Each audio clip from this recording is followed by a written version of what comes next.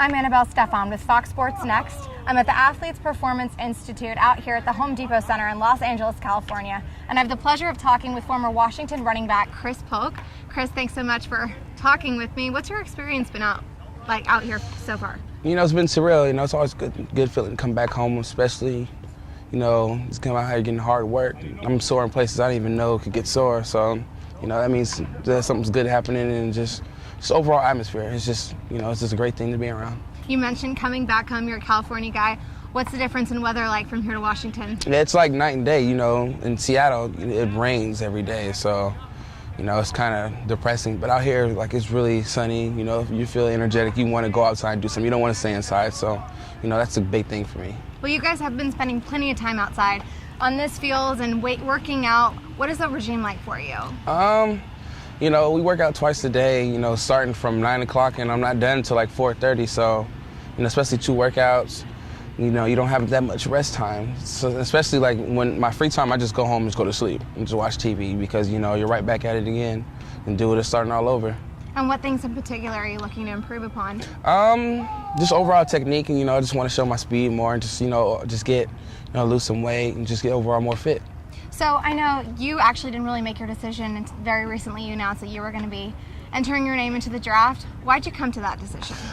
You know, I just felt like it was the best thing for me. You know, I wasn't getting any younger, so, you know, especially in my position, we don't last too long. And, you know, I just felt like I did everything I needed to do in college. I graduated, you know, I couldn't, you know, there's nothing I would change about my experience. It's just, you know, I was just sad to see that it went by so fast. So looking back over your career at Washington, what are some moments that really stood out to you? Just the overall process of we rebuilding. You know, we came from, you know, my freshman year 0-12, then, you know, the past 2 seasons going to back-to-back bowl victories.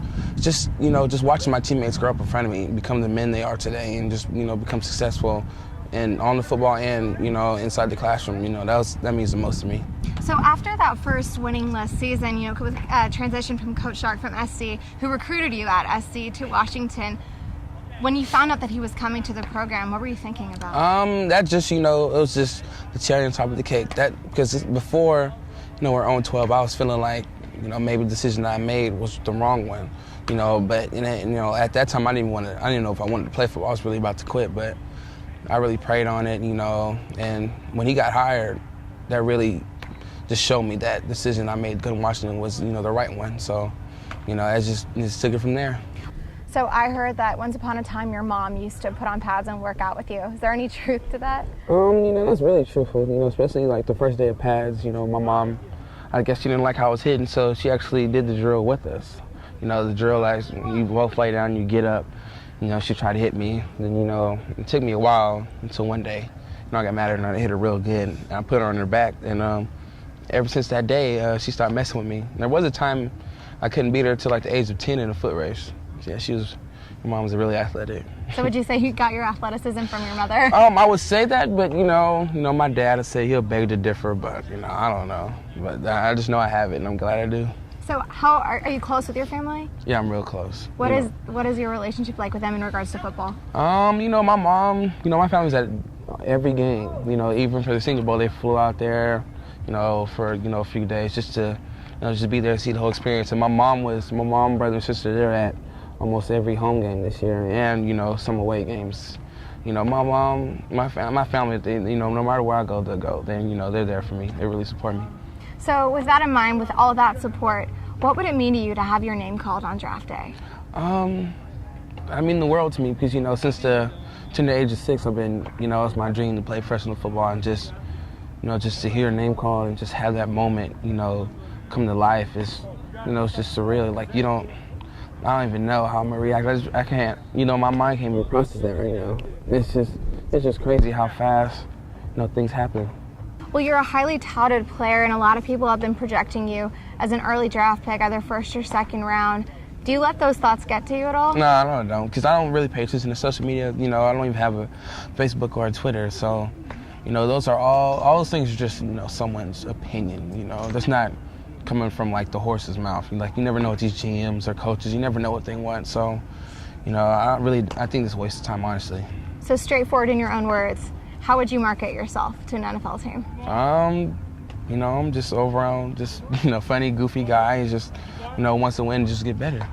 I see you dancing on the sidelines, having fun with some of the other guys here. So would you say that you have an easygoing approach to everything? Yeah, just easygoing. When it's serious, I'll get into them. But like most of the time, I'm just, my thing is I want to make everyone, around me smile and just have fun and just like enjoy the experience. Because life's too short. You're supposed to smile and have fun. If you're not having fun, then you're doing something wrong. So since you graduated from Washington, what's been the most enjoyable part about all of this? Not going to school by far.